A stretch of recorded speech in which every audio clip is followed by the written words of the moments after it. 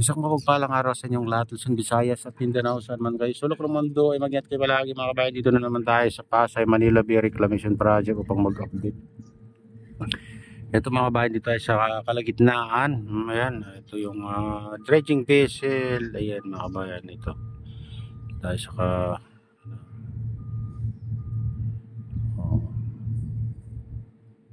ang taas na mga kabayan ng huling ginawa nila dito na island mga kabayan, dito sa tapat ng SM Mall of Asia. Ayan, kung makikita nyo ay hindi na makita yung mga barko doon. Yung nakikita mo lang ito parang mga poste mga kabayan na ito. Yan, nakita mo yung mga nagtatambak na sa gitna, wala na, hindi mo na makita pag dito ka lang sa sa baba mga kabayan, kasi mataas na itong gilid, itong reclamation dito. Patuloy na pinapataas mga kabayan. Ito yung pipe niyo, yung malaking pipe na nakakonect dyan sa dredging vessel. Ayan, at yung na bumaba na siguro bumaba dito sa gilid. Ayan ang inaalis nila, at medyo pinalawak nila itong mga kabayan, itong daanan ng mga ferryboat dito. Mga bangka. Parang sa rin, sa likod ng Sofitel Hotel. Ganito rin ginawa nila mga kabayan. Dati doon ay natambakan na doon dati, puno ng buhangin, pero tinanggal nila. Yun. Ganito ang ginawa nila mga kabayan. Pinalawak, tinanggal yung mga buhangin na nakatambak doon. Makikita nyo, lawak na mga kabayan.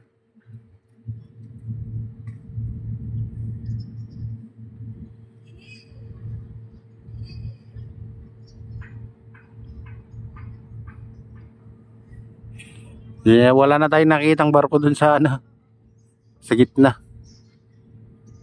Dati kasi nung mababa ito, kitang-kita mo sa gitna mga bayan. Kitang-kita mo yung mga barko dun. Kung may nagtatambak, kung may naka-standby, ayan. Ay, mayroon tayong nakikita doon, bridge na lang mga bayan, yung puti na yan, ayan.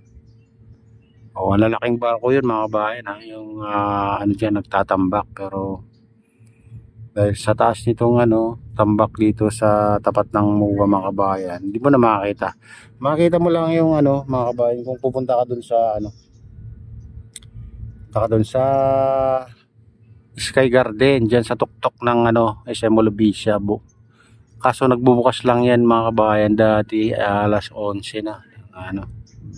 Yung ka lang kung binalik sa 10. So matagal na tayo hindi napunta doon.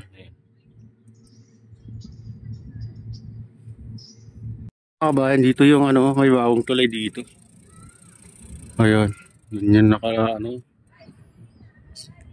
may tulay na dyan.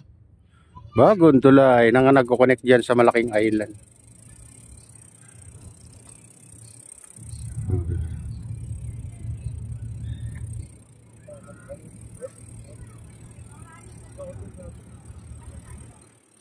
Tulay na yan.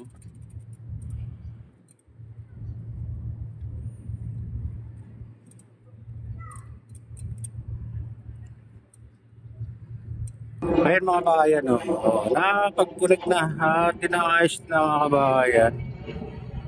Baka sa mga sunod na araw ay makakadaan na yung mga dyan, mga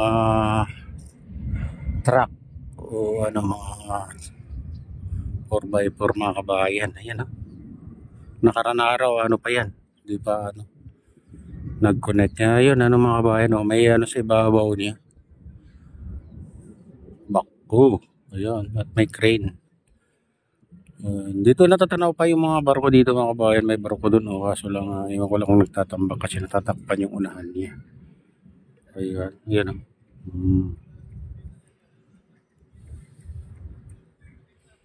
ganyan nakalawak mga kabayan. Tapat ng MUA mga kabayan ayan. Muling ginawa nilang island. Ganyan kalawak, kung makikita nyo hanggang dun. Yan yung dredging vessel, dalawa. Diyan sa gitna mga kabayan, may parte pang mababa. Kaya linagyan nila ng harang dito sa gilid para pag binuhusan ng dredging vessel ay hindi malalaglag yung binubuhos nila kasi may tubig yun mga bayan. Ang lakas ng pressure na. Ayan.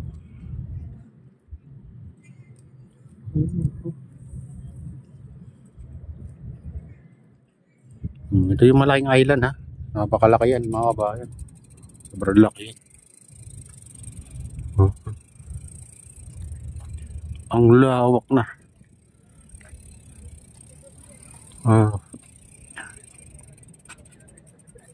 Dito makita mo lang yung crane na nabutas. Ayan.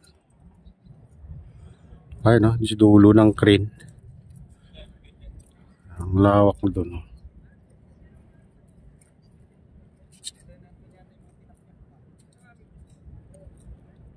Ito yung malaking island, pinakamalaki yan mga kabayan. Pinakamalawak, 360 hectares daw yan.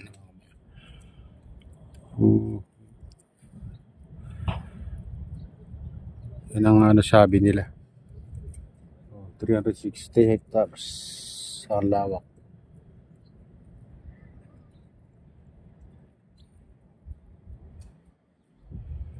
Isipin nyo hanggang dun sa yan, sa malapit sa yan mga kabayan, sa Navy. Diyan naman likod ng Sofitel Hotel yan, dito banda yan ayan yung Sofitel Hotel, yung ayan Lime Resort and Hotel, ayan yan talagang dyan punong-puno buhangin dati sa likod niya pero tinanggalan nila, nagiging ganito na rin mga kabayan, ayan na may tubig na rin.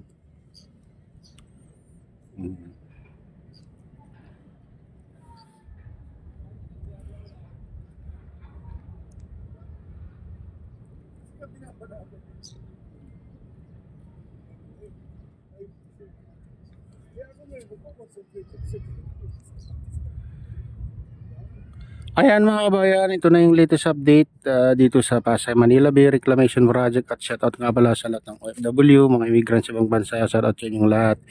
Shoutout din sa lahat ng vlogger, shoutout din sa lahat ng sumusuporta sa aking YouTube channel. Sana hindi kayo magsawang sumuporta. Shoutout din sa lahat ng viewers, mga nag-like, sa lahat subscribers, sa list viewers, mega loud shoutout sa inyong lahat. Ayan mga kabayan. Shoutout din kay Kuya Yu, kay Ate Lynn, kay Kuya Rick, sa aking Macy, sa utol dyan sa naluluway na si Nestor. Ayan, shoutout sa inyong lahat dyan sa naluluway. Ayan at shoutout din kay Ma'am Kisha, ayan, Kisha Dam. Ayan, shoutout sa inyong lahat. At shoutout din sa lahat ng walang sawang sumusuporta, mga nagko-comment, ng mga nagla-like. Ayan, shoutout sa inyong lahat. At pagpalain na ng Diyos at ingat kayo palagi. God bless us all. Bye.